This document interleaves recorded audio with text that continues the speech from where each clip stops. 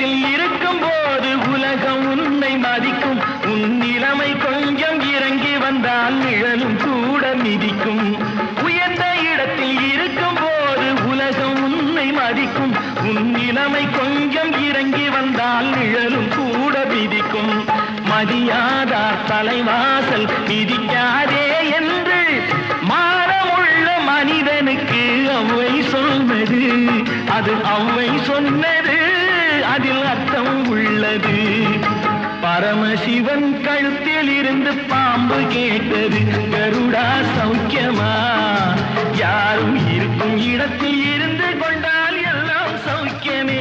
கருடன் சொன்னது, அதில்